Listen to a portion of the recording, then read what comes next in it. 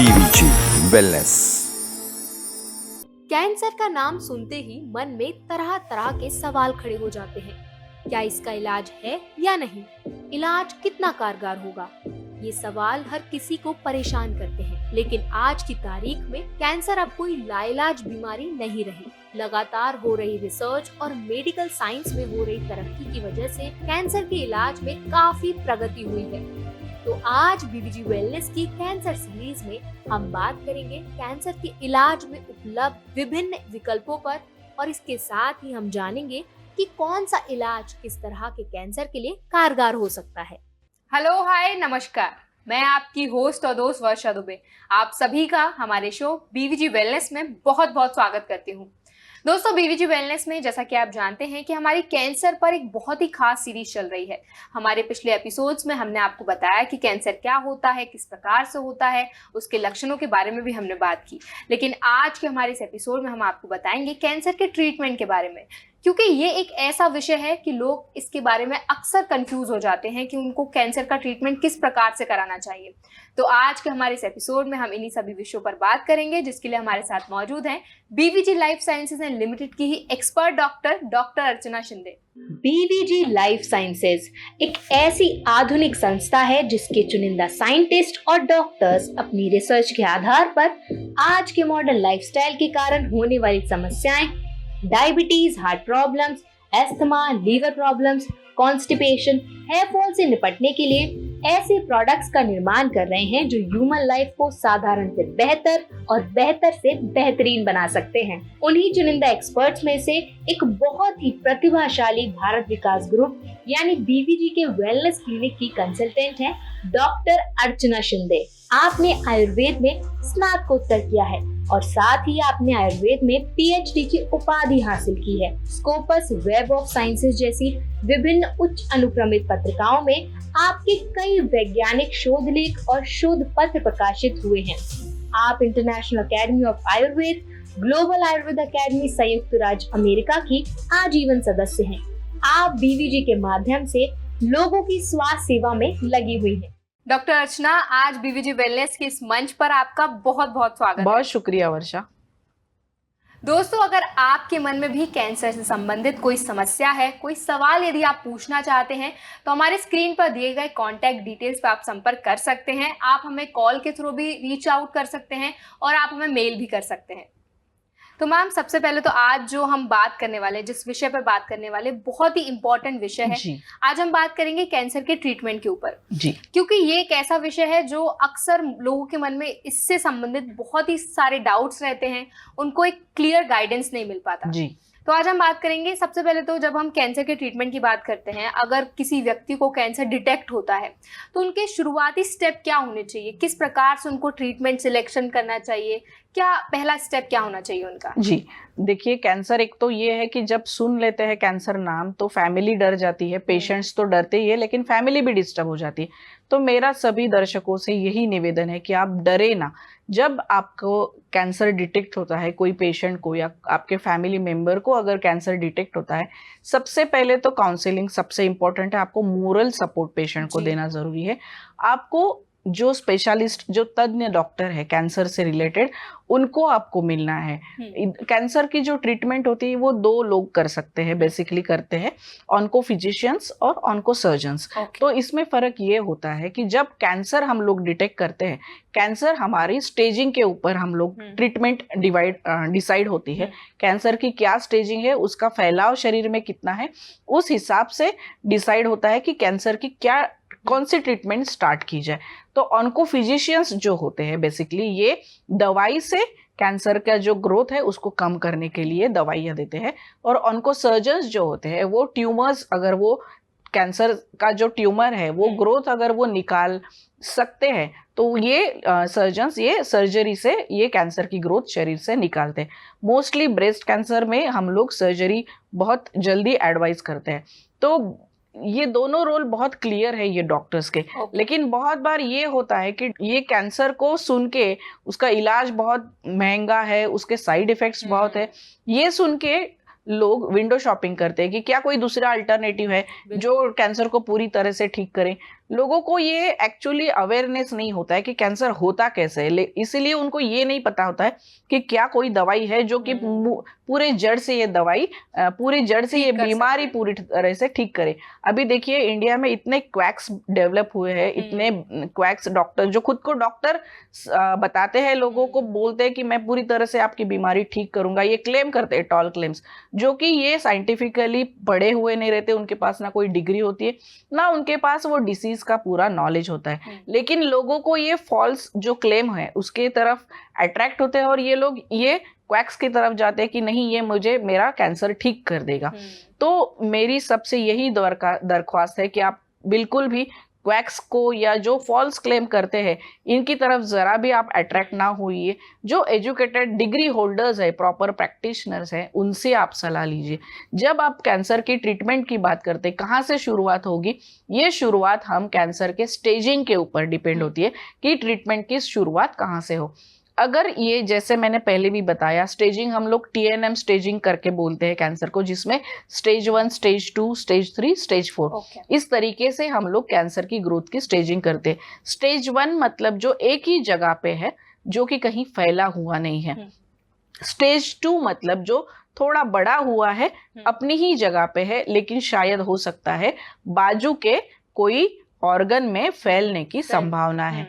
तीसरा स्टेज जो होता है वो खुद की जगह छोड़ के दूसरी जगह फैलता है, लेकिन ये पूरे शरीर में फैला हुआ नहीं होता है, उसे हम लोग स्टेज 3 कहते हैं। स्टेज 4 मेटास्टेटिक स्टेज, जहां पे कैंसर खुद की जगह तो होता ही है, लेकिन ये अलग अलग अदर साइट्स में भी लिम्फेटिक सिस्टम से फैलता है। तो ये स्टेजिंग के हिसाब से फिर ट्रीटमेंट मॉडलिटीज हम लोग पेशेंट को डिसाइड करते हैं। तो स्टेजिंग क्या है पेशेंट की, ये एक बार कंफर्म हो जाए, उसके बाद फिर ऑन्को फिजिशियन और को सर्जन का रोल आता है। तो इस तरीके से हम लोग अलग अलग treatment according to the stage और साइट, कौन सी साइट है कैंसर की, ये देख के हम लोग ये ट्रीटमेंट डिसाइड करते हैं। जी मैम, अभी आपने मेंशन किया कि आप जो साइट मतलब जिस जगह पे, जिस बॉडी ऑर्गन पे कैंसर का प्रभाव है, उसके हिसाब से आप ट्रीटमेंट सजेस्ट करते हैं। जी। फॉर एग्जांपल किसी को लंग कैंसर है या किसी को ब्रेस्ट कैंसर है, तो क्या इनके लिए भी आप अलग अलग प्रकार से ट्रीटमेंट सजेस्ट करते हैं, या महिलाओं और पुरुषों में भी क्या ट्रीटमेंट का जो पद्धति होती है क्या वो अलग होती है? महिला और जेंट्स, लेडीज, ये ऐसा डिवाइड नहीं होता है कैंसर टाइप। बेसिकली एक स्टैंडर्ड गाइडलाइन है कैंसर के ट्रीटमेंट की अवेलेबल, जो कि कोई भी बॉडी में कैंसर हो उस पे ये स्टैंडर्ड गाइडलाइन अवेलेबल के हिसाब से ही हम लोग आगे ट्रीटमेंट प्लान करते हैं। लेकिन ये वेरिएशन कब होता है, जब आपका स्टेजिंग अलग अलग होता है। चाहे वो आपको ब्रेस्ट कैंसर हो, चाहे वो आपको लंग कैंसर हो, वहां पे कौन सा दवाई काम करेगा, कौन सी स्टेज का कैंसर है, वहां पे कौन सी दवाई काम करेगा, ये तय करता है।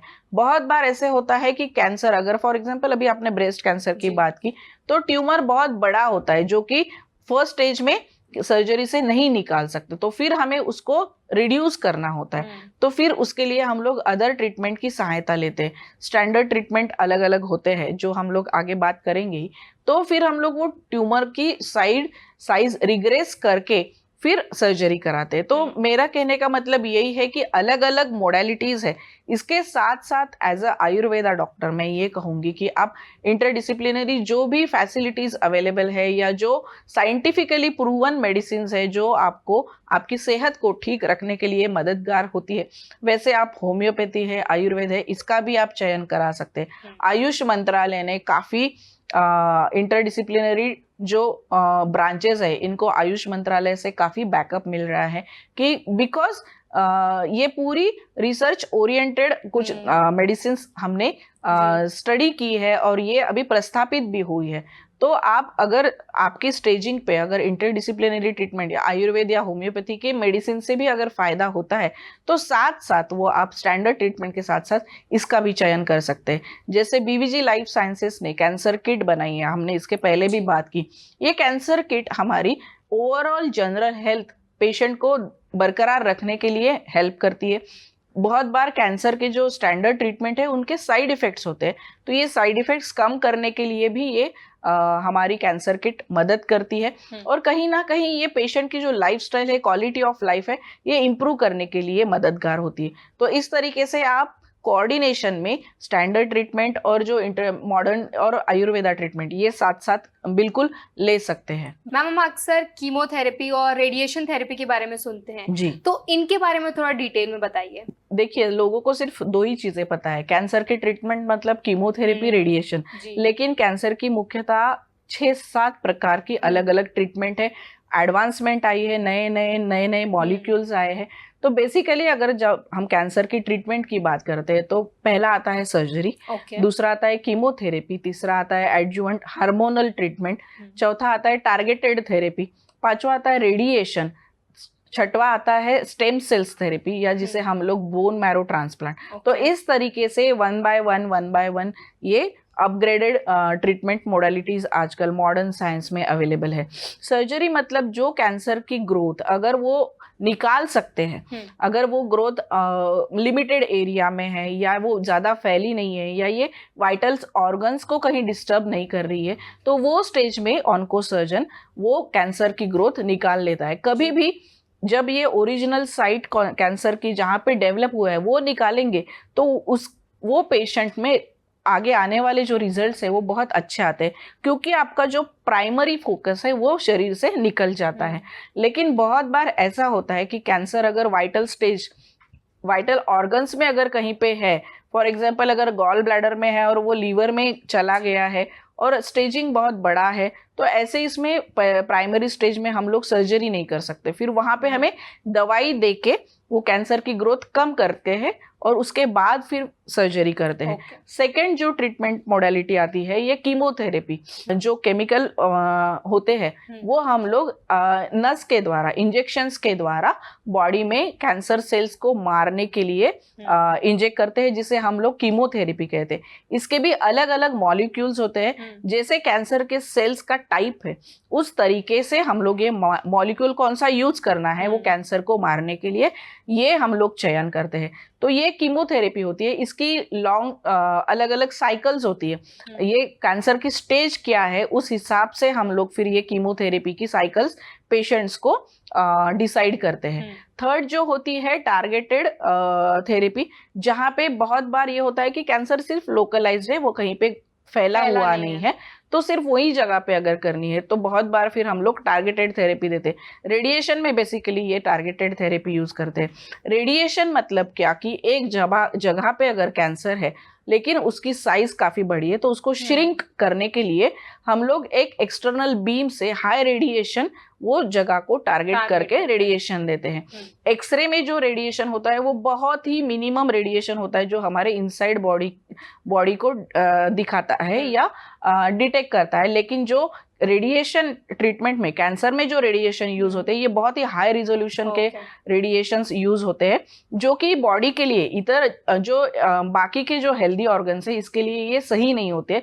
तो इसमें हम लोग फिर टारगेटेड थेरेपी यूज करते हैं, जहाँ पे सिर्फ फोकस जो ट्यूमर ग्रोथ है वहां पे करके ये जो बीम होते हैं ये एक्सटर्नल बीम के हेल्प से ये रेडिएशन देते हैं। रेडिएशन में भी अभी दूसरा एक टाइप आता है जो एक्सटर्नल, जैसे मैंने बोला वैसे इंटरनल भी होता है, जहाँ पे इंटरनली जो ट्यूमर साइट है वहाँ पे एक डिवाइस बिठाया जाता है जो कि एक रेगुलरली रेडिएशन इमिशन करते रहता है ट्यूमर के सेल पे, ताकि वो कंटिन्यू लो डोज में ये रेडिएशन इमिशन होते रहता है और वो जो सेल्स की ग्रोथ है उसको मारते रहता है। तो इस तरीके से रेडिएशन के भी दो टाइप्स मैंने आपको बोले ये टारगेटेड थेरेपी में।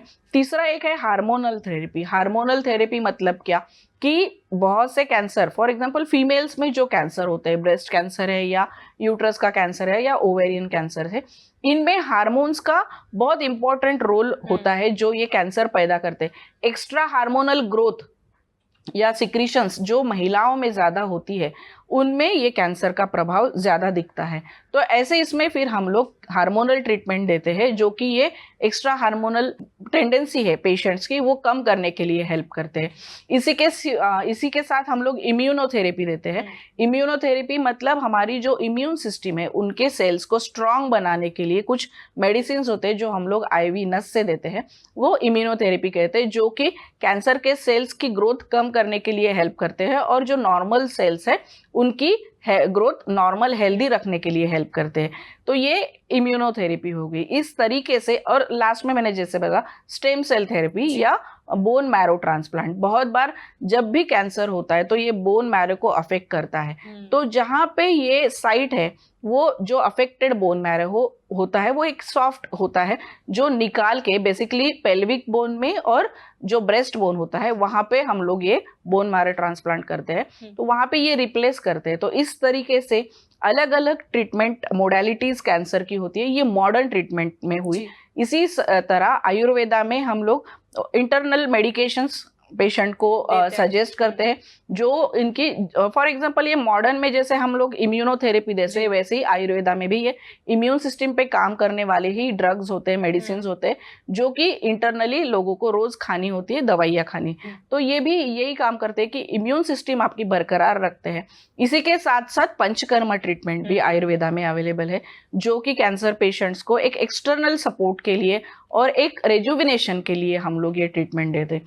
तो इस तरीके से आयुर्वेद में और मॉडर्न में अलग अलग ट्रीटमेंट्स मोडेलिटीज अवेलेबल है। जी मैम, क्या इनके कोई साइड इफेक्ट्स भी होते हैं पेशेंट के ऊपर? बहुत अच्छा सवाल पूछा। देखिए, जब भी मॉडर्न ट्रीटमेंट में जब हम लोग कीमोथेरेपी बेसिकली जो कि पूरी बॉडी में काम करता है, जब ये नस से जाती है, ब्लड से जाती है, तो ये ड्रग्स जो होते हैं ये केमिकल ड्रग्स होते हैं, ये पूरे बॉडी में रोल होके वो कैंसर साइट तक पहुंचते हैं।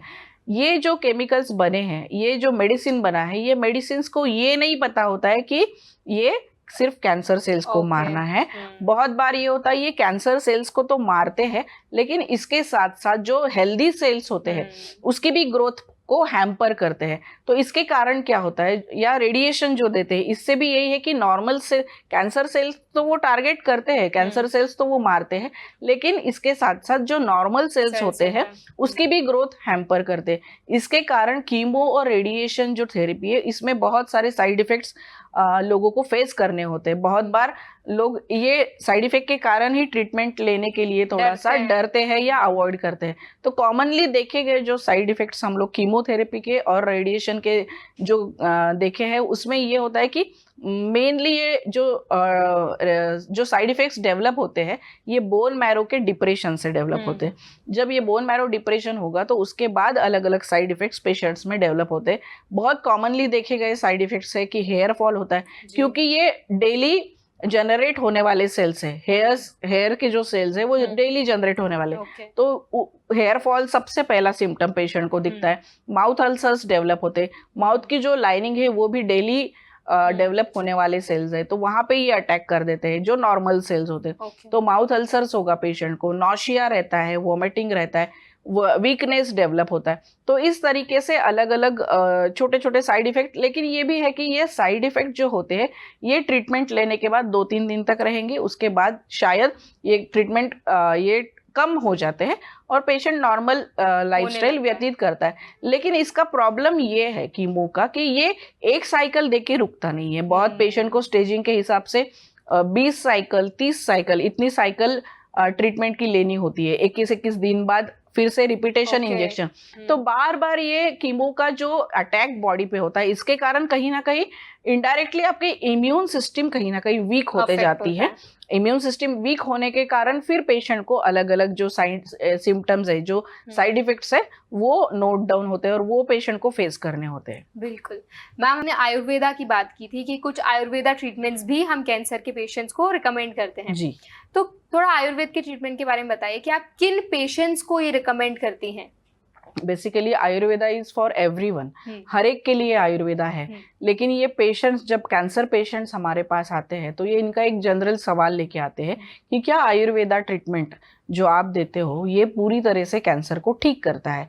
इस आशा के साथ पेशेंट हमारे पास आते हैं, बिकॉज जो कीमो और रेडिएशन का साइड इफेक्ट होता है इससे डर के पेशेंट, उनको ये ट्रीटमेंट हताश कर देती है बहुत बार। तो इसके डर के कारण पेशेंट ये विंडो शॉपिंग करते हैं। तो हमें पेशेंट को अवेयरनेस कराना होता है आयुर्वेदा ट्रीटमेंट कैंसर्स के लिए एक सपोर्टिव करके बेस्ट ट्रीटमेंट है, बहुत अच्छी ट्रीटमेंट साबित हुई है। बहुत बार ये होता है कि कैंसर को कीमो और रेडिएशन के कारण जो साइड इफेक्ट हुआ है पेशेंट्स का, तो उसका इम्यूनिटी बहुत डाउन होता है, पेशेंट का जो लाइफ क्वालिटी ऑफ लाइफ है वो बहुत हैम्पर होता है, खाने पीने में तकलीफ होती है, वीकनेस आ जाता है, वेट लॉस होता है, तो इसमें पेशेंट को और पेन बहुत रहता है। तो ये सभी चीज़ों में ये जो बेसिकली कॉमनली देखे गए साइड इफेक्ट्स होते हैं, इस पे आयुर्वेदा बहुत अच्छे तरीके से काम करता है। फर्क ये है कि मॉडर्न की जो ट्रीटमेंट होती है, जो केमिकल्स बने होते हैं, ये सिंथेटिकली बने हुए केमिकल्स से ये दवाइयाँ बनती है, जो कि बहुत तुरंत वो कैंसर के सेल्स को मारती है। ये बहुत अच्छी बात है और ये हमें करना ही है, लेकिन ये जितने स्ट्रांगली कैंसर के सेल्स को मारती है, उतने ही स्ट्रांगली वो नॉर्मल सेल्स पे भी कुछ असर करती है, जिसके कारण साइड इफेक्ट डेवलप होते हैं। आयुर्वेदा की जो ट्रीटमेंट होती है, ये ट्रीटमेंट स्लो गोइंग होती है, क्योंकि ये नेचुरली अकरिंग प्लांट्स से, एनिमल्स से और मिनरल्स से बनी हुई दवाइयाँ होती है। ये कहीं ना कहीं बॉडी में इफेक्ट लाने के लिए टाइम लेती है, लेकिन जो इफेक्ट आता है वो लॉन्ग स्टैंडिंग इफेक्ट आता है। तो यूजुअली हम लोग जो अभी दवाइयाँ दे रहे हैं, बीवीजी लाइफ साइंसेस ने जो कैंसर किट बनाई है, ये किट बेसिकली ये जो नॉर्मली अकरिंग कैंसर के जो साइड इफेक्ट्स है, ये कम करने के लिए बहुत मददगार साबित हुई है। आयुर्वेदा में जो दवाइयाँ है, ये बेसिकली इम्यूनोमॉड्यूलेटर्स दवाइयाँ है, जो कि आपकी इम्यून सिस्टम को स्ट्रॉन्ग करने के लिए हेल्प करती है। कैंसर की जो हमने कैन हेल्प, स्पेसिफिकली मैं कैन हेल्प के बारे में ये बताऊंगी, हमने जो प्री क्लिनिकल स्टडीज किए, इसमें हमने अमेरिका से कुछ स्टडीज कराए, येल यूनिवर्सिटी से कुछ प्री क्लिनिकल स्टडीज कराए, जहाँ पे हमने ये देखा कि कैंसर के जो सेल्स है, इसको ये दवाई ग्रोथ कम करने के लिए, स्लो डाउन करने के लिए कहीं ना कहीं हेल्प करती है, लेकिन साथ साथ जो नॉर्मल सेल्स है, उसका जो लाइफ है या उसका जो हेल्थ स्टेटस है, वो नॉर्मल रखने के लिए भी ये दवाई हेल्प करती है। जो कि हमने कीमो में जैसा देखा कि ये नॉर्मल सेल्स को भी कहीं ना कहीं हैम्पर करती है उसकी ग्रोथ, तो आयुर्वेदा में यही है कि जो हमारी जो हर्ब्स है, ये इम्यूनोमॉड्यूलेटर है, तो ये कहीं ना कहीं नॉर्मल सेल्स का जो हेल्थ है वो बरकरार रखने के लिए हेल्प करती है। इसके कारण जो कीमो के लिए या रेडिएशन के बाद जो साइड इफेक्ट्स डेवलप होते हैं, वो कम करने के लिए हमारी दवाई बहुत मददगार है। बहुत बार पेशेंट को ये होता है कि साइड इफेक्ट्स इतने हो जाते हैं, फॉर एग्जांपल एक आधा पेशेंट है जिसका वजन कम है, तो वो कीमो या रेडिएशन जो लेना है वो इतनी इफेक्टिवली उसको हेल्प नहीं करता, क्योंकि उसकी इम्यूनिटी ऑलरेडी डिमिनिश्ड है, उसका वेट कम है। ऐसे इसमें इतने साइड इफेक्ट्स डेवलप हो जाते हैं कि उनको जो स्टैंडर्ड ट्रीटमेंट बोली है कि आपको अगर 6 महीने के लिए कीमो लेनी है या आपको 21 साइकिल रेडिएशन के लेने, वो नहीं ले सकते। तो ये जो स्टैंडर्ड ट्रीटमेंट है, कहीं ना कहीं बीच में छोड़ देते हैं पेशेंट, छोड़ना पड़ता है, नहीं दे सकते, क्योंकि इतने साइड इफेक्ट्स ही इतने डेवलप हुए रहते हैं। तो ऐसे पेशेंट्स में हम लोग एडवाइस करते हैं कि आप आयुर्वेदा का एज अ कवर, आपकी हेल्थ को मेंटेन रखने के लिए आप आयुर्वेदा का इस्तेमाल कीजिए। बहुत पेशेंट्स हमारे जो है, ये हमारी कैन हेल्प जो कैंसर किट है वो लेने के बाद जो स्टैंडर्ड मॉडर्न ट्रीटमेंट है वो पूरी तरीके से ले सके, उनको जो साइड इफेक्ट्स हुए वो बहुत ही मिनिमल थे, पेशेंट की स्टेट ऑफ हेल्थ जो है वो बहुत स्ट्रांग रही थ्रू आउट द कीमोथेरेपी और through out the radiation therapy, और जो साइड इफेक्ट्स वो फेस करते थे वो भी कहीं ना कहीं कम हुए देखे। तो इसलिए आयुर्वेदा की जो ट्रीटमेंट हमने बोली है, जो इम्यूनोमॉड्यूलेटर्स, बहुत सारे प्लांट एक्सट्रैक्ट है जो बहुत अच्छे तरीके से कैंसर सेल्स पे भी काम करते हैं और बेसिकली जो इम्यूनिटी है वो बरकरार रखने के लिए भी काम करते हैं। जीन्स पे कहीं ना कहीं ये हमने प्री क्लिनिकल एसेज में भी, जेनेटिक स्टडीज में भी हमने देखे कि ये प्लांट एक्सट्रैक्ट जो है ये बहुत अच्छे तरीके से काम करते हैं। तो इस तरीके से आयुर्वेदा की एक बहुत महत्वपूर्ण हेल्प कैंसर पेशेंट्स के लिए हमने दी है। इसीलिए हम लोग थोड़ा कॉन्फिडेंट हो चुके कि पेशेंट को अवेयरनेस डेवलप करना है। ये अवेयरनेस डेवलपमेंट के लिए हम लोग बीवीजी लाइफ साइंसेस की तरफ से अलग अलग अवेयरनेस कैंप भी लेते हैं। रिसेंटली हमने एक कैंसर अवेयरनेस कैंप लिया। पेशेंट्स को मालूम ही नहीं होता है कि कैंसर मतलब क्या, उसका क्या लक्षण है, उसकी ट्रीटमेंट क्या है, और ये फॉल्स क्वैक डॉक्टर के नैरेटिव्स पे ये डर जाते हैं, ट्रीटमेंट लेना छोड़ देते हैं। तो ऐसे अवेयरनेस कैंप भी हम लोग बीच बीच में लेते हैं। तो अगर कोई दर्शकों को कोई भी अगर सलाह लेनी है या उनके कोई भी संदेह है, तो वो जो हमारा ओपीडी का नंबर आप स्क्रीन पे जो देख रहे हैं वहाँ पे आप हमें डायरेक्टली कांटेक्ट कर सकते हैं, या हमारे जो एक्टिविटीज होती रहती है यहाँ पे भी आप खुद आके आपके डॉक्टर आपके पेशेंट्स को दिखा सकते हैं या सलाह ले सकते हैं।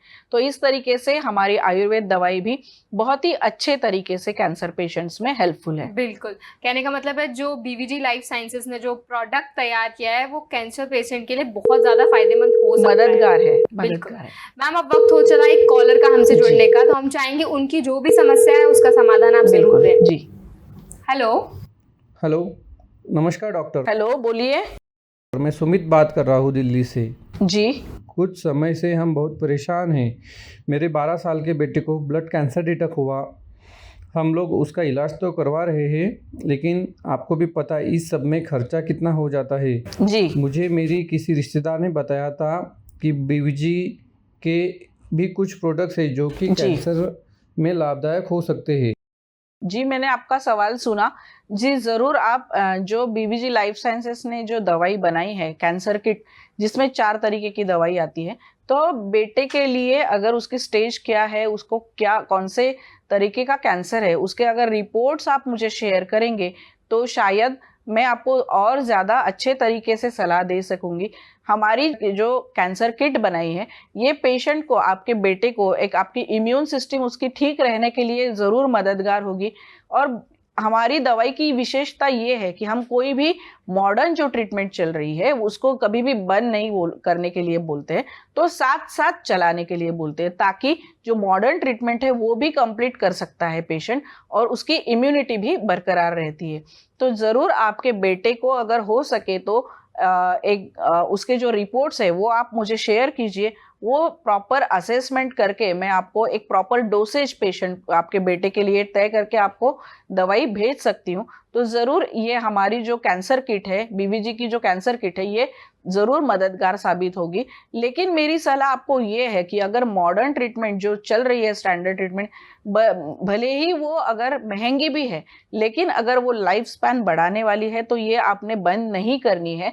क्योंकि बहुत बार पेशेंट हमारे पास जो आते हैं कि अल्टरनेटिव ढूंढने के लिए आते हैं कि हमें मॉडर्न नहीं लेनी है, सिर्फ आयुर्वेदा लेनी है। लेकिन मेरी जो कि ये इतना छोटा बेटा है, उसको अभी आगे की बहुत सारी बड़ी जिंदगी जीनी है, तो हो सकता है कि आपको आयुर्वेदा के साथ साथ मॉडर्न की भी हेल्प लेनी पड़ेगी।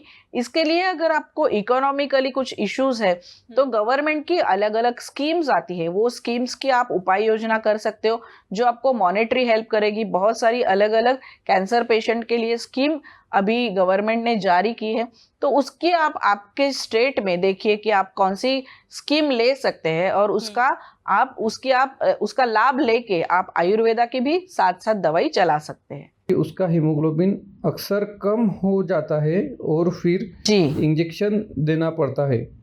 मुझे आपसे जानना था, ऐसे में हम क्या कर सकते हैं, हमें क्या करना चाहिए? ठीक, बिल्कुल। आप ब्लड कैंसर में एक यही है कि जो वाइट ब्लड सेल्स होते हैं उस पे ये कैंसर की ग्रोथ होती है। ये जो वाइट ब्लड सेल्स है इनका फंक्शनिंग नॉर्मल नहीं होता, जिसके कारण पेशेंट का हीमोग्लोबिन कम होता है, प्लेटलेट कम हो जाता है। तो बिल्कुल आप आयुर्वेदा की हमारी दवाई जितनी जल्दी हो सके कैंसर किट स्टार्ट कीजिए।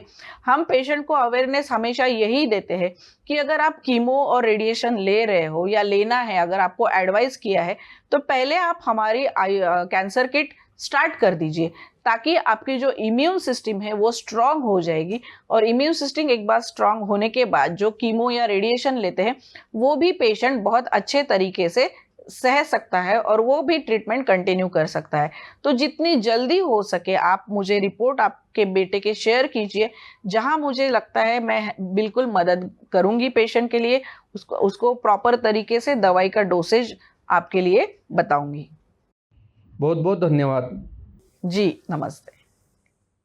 सुमित जी, आप परेशान ना हो, जो भी समस्या का समाधान आज हमारी डॉक्टर अर्चना जी ने आपके साथ शेयर किया उसका जरूर ध्यान रखें और अपने बेटे का ख्याल रखें। और हमसे कांटेक्ट करने के लिए आपका बहुत बहुत शुक्रिया। मैम, अब चर्चा को थोड़ा आगे बढ़ाते हैं। जब हमने कैंसर के ट्रीटमेंट की बात की थी तो आपने बोला था कि कुछ साइड इफेक्ट्स हो जाते हैं जी। तो उस टाइम पे जैसे पेशेंट को कमजोरी महसूस होती है या कभी कभी उनका मनोबल भी बहुत डाउन हो जाता है। जी। तो कहने का मतलब है फिजिकल और इमोशनल दोनों तरीके से वो मतलब व्यथित रहते हैं, तो क्या कोई सपोर्ट के लिए क्या कुछ ग्रुप्स रहते हैं, कैंप्स रहते हैं, क्या सपोर्ट सिस्टम अवेलेबल है उनके जी, लिए? मैंने जैसे बोला हमारी टेक्नोलॉजी डेवलप हुई है, तो ये डेवलपमेंट कहीं ना कहीं जो लाइफ थ्रेटनिंग डिसीजेज है इसके अवेयरनेस फैलाने के लिए, इसके लिए हेल्पिंग सेंटर्स के लिए भी जो मीडिया है ये बहुत अच्छे से काम कर रहा है। लोगों को कैंसर का अवेयरनेस कराने के लिए बहुत अलग अलग लेक्चर्स आजकल अरेंज होते हैं, बहुत अलग अलग कैंप्स लोग लेते हैं, डॉक्टर लोग लेते हैं। लोगों को कैंसर क्या है, इसका अवेयरनेस क्या है, वो देने की बहुत बार कोशिश इसी तरीके से की जाती है। जब ये अवेयरनेस फैलाते हैं तो इसके साथ साथ सर्वाइवल ग्रुप्स करके भी होते हैं, जो कैंसर पेशेंट होते हैं जिनकी ट्रीटमेंट हो चुकी है। ऐसे पेशेंट्स के कुछ अलग अलग ग्रुप्स होते हैं, एनजीओज है जो ये कैंसर पेशेंट्स का डेटा मेंटेन करते हैं, और ये एनजीओज जो होते हैं नॉन गवर्नमेंट ऑर्गेनाइजर्स, तो ये कैंसर पेशेंट को एक सपोर्ट सिस्टम करके ही हेल्प करते हैं। उनका एक अलग अलग इवेंट्स रखते हैं, उनको कल्चरल इवेंट्स उनके लिए, स्पेशली कैंसरग्रस्त लोगों के लिए कुछ इवेंट्स ऑर्गेनाइज करती हैं ये संस्थाएं, अलग अलग मैराथन्स ऑर्गेनाइज करती है। तो उनको ये सिस्टम से अलग है, ये महसूस ना हो, या हम लोग कैंसर ग्रस्त है ये महसूस ना हो, या उनकी विल पावर बढ़ा के उनका एग्जाम्पल जो बाकी लोग जो है कैंसर ग्रसित लोग हैं इनका एग्जाम्पल सेट करने के लिए बहुत मैंने ऐसे देखे हैं जो कैंसर ग्रस्त पेशेंट है वो ट्रीटमेंट लेने के बाद उतनी ही पॉजिटिवली फिर से अपना जीवन व्यतीत करते हैं। एक रोल मॉडल की तरह बहुत सारे कैंसर ग्रस्त लोग हैं जो कि मैराथनर्स है। बहुत ही अच्छा उदाहरण अगर आप देखोगे तो युवराज सिंह, जिनको कि कैंसर से ग्रसित था लेकिन वो उनसे ओवरकम किया उन्होंने, और he is leading a very healthy life. तो ऐसे बहुत लोग हैं, हमने मीडिया में देखा है, फिल्म सिटी में देखा है, बहुत से ऐसे एक्टर्स हैं जो जिन्होंने कैंसर को ओवरकम किया, उसको फेस किया है और उसके बाद भी बहुत अच्छा लाइफ व्यतीत कर रहे हैं। तो ऐसे बहुत से मोटिवेशनल एनजीओज होते हैं, बहुत से ऐसे एक्टिविटी ग्रुप्स होते हैं जो मीडिया में भी अवेलेबल है और ऑनलाइन भी ऐसे ग्रुप्स एक्टिव होते हैं। तो अगर आपके फैमिली में भी अगर कोई ऐसा आपका मरीज है, आपके फैमिली में कोई ऐसे पेशेंट है, तो इनको ये ग्रुप्स में अटैच कीजिए, क्योंकि वहाँ पे अलग अलग जो एक्टिविटीज उनकी होती है, जहाँ पे वो योगा पेशेंट्स को सिखाते हैं, मनोबल बढ़े इसके लिए कुछ अवेयरनेस लेक्चर्स लेते हैं, इन्फ्लुएंशियल लेक्चर्स लेते हैं। तो आपका अगर मरीज भी ऐसे कोई संस्था से जुड़ जाए तो मोरली जितना पेशेंट स्ट्रांग होता है उतना ही उसका लाइफ का जो या डिसीज का जो आउटपुट है वो इतना ही उभर के आता है, और उसका फायदा पेशेंट को हेल्दी लाइफ जीने के लिए भी होता है। कहने का मतलब अगर आपका विल पावर स्ट्रांग है तो आप किसी भी चीज को मात दे सकते हैं। इसके ऊपर एक कहावत भी है कि मन के हारे हार, मन के जीते जीत। जी जी, तो ये बहुत इंपॉर्टेंट है। आई थिंक हर एक कैंसर पेशेंट के लिए कैंसर के लिए ही नहीं, ये एक तो पूरी जिंदगी के लिए ही एक बहुत अच्छी उक्ति है। बिल्कुल बिल्कुल मैम। ऐसे हमारे बहुत से दर्शक है जो हमें मेल के थ्रू हमसे कांटेक्ट करने की कोशिश करते हैं, तो ऐसे हमारे दर्शक है जिनका एक मेल आया है, मैं उनका मेल पढ़ के आपको सुनाऊंगी और आशा करते हैं कि आप उनकी समस्या का समाधान बिल्कुल मैं कोशिश करूंगी। बिल्कुल मैम, मैं पढ़ती हूँ मेल। मैम, गौरव जी का सवाल है। इनका सवाल कुछ इस प्रकार से है कि मुझे कुछ हफ्तों से पेट में लगातार दर्द हो रहा है, साथ ही मुझे अपच और खाने के बाद पेट भारी महसूस होने की समस्या भी हो रही है। मैंने कुछ घरेलू उपाय भी किए हैं लेकिन कोई फायदा नहीं हुआ।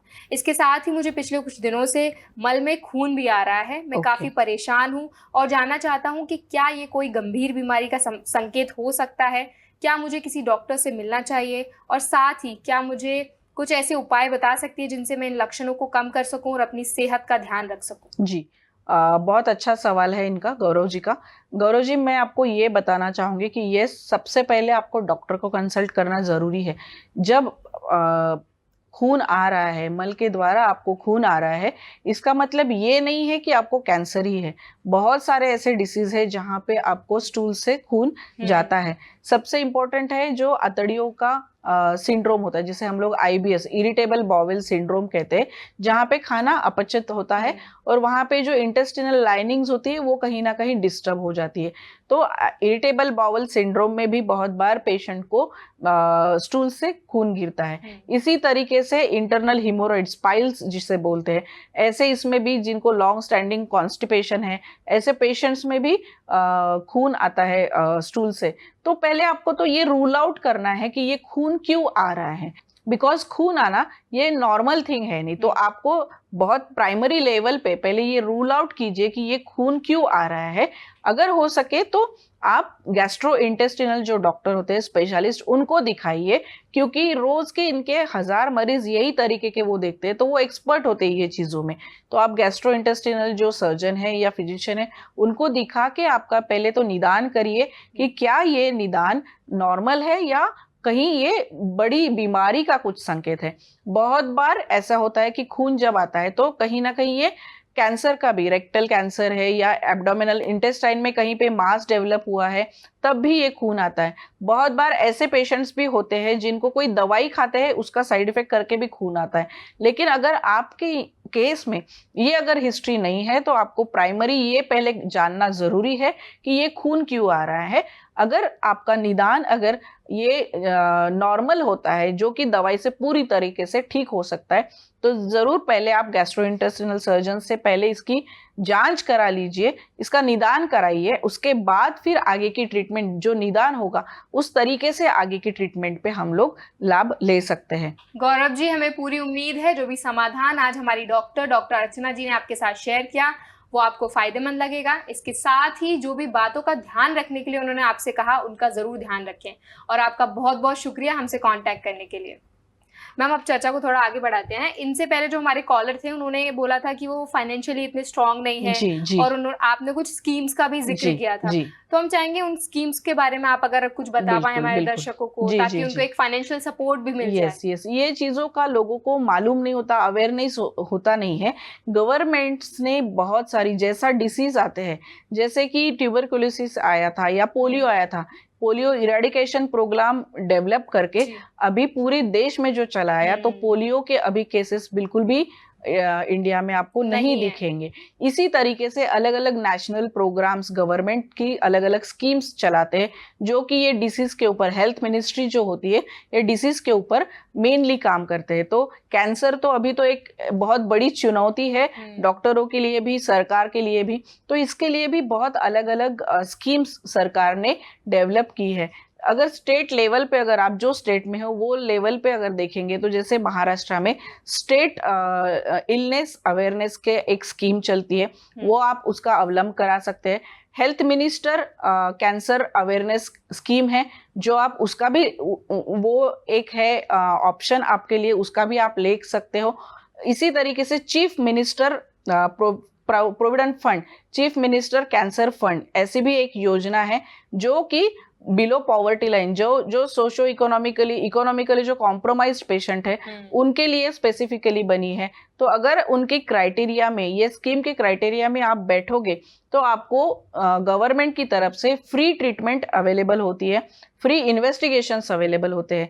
रिसेंटली हमने देखा है कि बहुत से हॉस्पिटल्स है, ये भी खुद की अलग अलग छोटी छोटी स्कीम्स चलाते हैं। तो इस तरीके से अलग अलग स्कीम्स है। इवन स्टेट गवर्नमेंट PM योजना है, देन ज्योतिबा फुले योजना है, जो MPJY जिसे हम लोग बोलते हैं, ये बहुत ही अच्छी योजना है।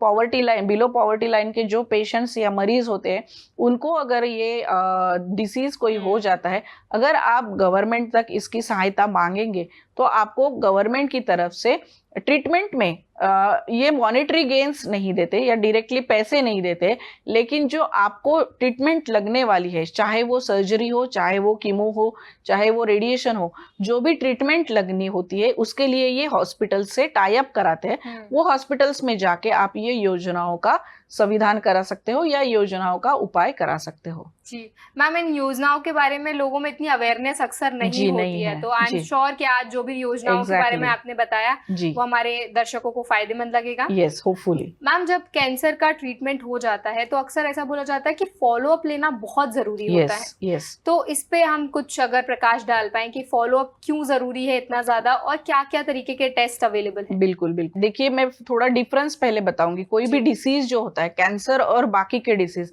इसमें फर्क ये है कि फॉर एग्जांपल एक आधे पेशेंट को हार्ट अटैक आ गया, ठीक है, उसकी ट्रीटमेंट कराई, उसके बाद वो पूरी तरीके से ठीक होता है। किसी पेशेंट को किडनी स्टोन हुआ है, उसको अगर आप सर्जरी कराएंगे, दवाई खाएंगे, स्टोन रिमूव कर दिया, मतलब वो पेशेंट पूरी तरीके से ठीक हो गया। उसको फिर लाइफ लॉन्ग शायद दूसरा कोई ऑप्शंस रहता नहीं है, क्योंकि वो एक बहुत ही वो सिस्टमिक वो जगह पे हुई वो बीमारी रहती है, वो ना कहीं फैलती है शरीर में। लेकिन कैंसर ये ऐसी बीमारी है जो कि उसके जो सेल्स होते हैं, ये अगर लिम्फेटिक सिस्टम से या ब्लड सिस्टम से अगर ये शरीर में फैलते हैं तो इसकी ये टेंडेंसी होती है कि ये बाकी की जगह पे ये फिर से रीग्रो हो सके। इसीलिए कैंसर को हम लोग बहुत ही जटिल बीमारी बोलते हैं। तो जब ये होती है तो आप प्राइमरी ट्रीटमेंट करके, प्राइमरी जो भी ट्रीटमेंट है वो लेने के बाद भी क्या ये फिर से पुनरुद्भव कहीं पे हो रही है, कोई जगह को छोड़ के ये फिर से सेल्स डेवलप हो रहे हैं, या सेल्स की टेंडेंसी है फिर से डेवलप होने की अलग अलग जगहों पे, इसलिए हमें लेटर फॉलोअप लेने बहुत ज़रूरी होते हैं। जब एक आधा पेशेंट जो ट्रीटमेंट हो चुका है, उसकी सर्जरी हुई है, उसकी कीमो हो चुकी है, लेकिन फिर भी उसको periodically every 6 months, every 1 year जो उनके कंसल्टिंग डॉक्टर होते हैं वो उनको फॉलोअप एडवाइस करते हैं, ताकि आपकी स्टेट ऑफ जो हेल्थ है वो मेंटेन रहे, बरकरार रहे। और अगर कहीं स्टार्टिंग में अगर कहीं पे पकड़ में आ जाए या शुरुआत है फिर से होने की, तो वो उसी स्टेज में या स्टार्टिंग स्टेज में ही वो अरेस्ट कर सके, ताकि आगे के जो आने वाले कॉम्प्लिकेशंस है उसे बचा जाए। तो कैंसर में फॉलोअप चेकअप ये तो सभी लोगों के लिए, फॉलोअप तो हमें हेल्थ का लेना ही ज़रूरी है, लेकिन स्पेसिफिकली कैंसर में ये जो कि ये टेंडेंसी, ये डिसीज़ की इतनी बेकार है कि ये फिर से होने की संभावनाएं ज़्यादा रहती है, इसलिए हमें रेगुलर फॉलोअप पेशेंट्स को लेने के लिए हम लोग हमेशा एडवाइस करते हैं। बिल्कुल। Thank you so much doctor Archana, आज आपने हमें और हमारे सभी दर्शकों को कैंसर के ट्रीटमेंट पर इतनी महत्वपूर्ण जानकारी दी। उसके साथ ही किस तरह की थेरेपीज आप लोग सजेस्ट करते हो, ट्रीटमेंट प्लान कैसे सजेस्ट किया जाता है, ये सारी जानकारी देने के लिए आपका बहुत बहुत धन्यवाद। शुक्रिया। कैंसर के खिलाफ लड़ाई में आपके शरीर को मजबूत बनाने के लिए BVG life sciences and limited ने तैयार किए हैं कैन हेल्प सिरप और कैन हेल्प टैबलेट। ये आयुर्वेदिक सप्लीमेंट्स हैं जो आपके पारंपरिक उपचार में सहयोगी बन सकते हैं। रोग प्रतिरोधक क्षमता बढ़ाने और सूजन कम करने वाले पौधों से बना कैन हेल्प सिरप और कैन हेल्प टैबलेट आपके शरीर को प्राकृतिक रूप से लड़ने में मदद कर सकते हैं। अधिक जानकारी के लिए आज ही संपर्क करें, डिटेल्स आपकी स्क्रीन पर हैं। तो दोस्तों, ये थी हमारी कैंसर ट्रीटमेंट पर एक महत्वपूर्ण जानकारी। हमें उम्मीद है जो भी जानकारी आज हमारी डॉक्टर अर्चना शिंदे जी ने आपके साथ शेयर की वो आपको फायदेमंद लगी होगी। इसके साथ ही हमारे आज के एपिसोड में बस इतना ही। हम आपको फिर मिलेंगे हमारे अगले एपिसोड में। तब तक के लिए अपना ख्याल रखिए, स्वस्थ रहिए और हमसे जुड़े रहिए बीवीजी टीवी पर। धन्यवाद। BVG Wellness।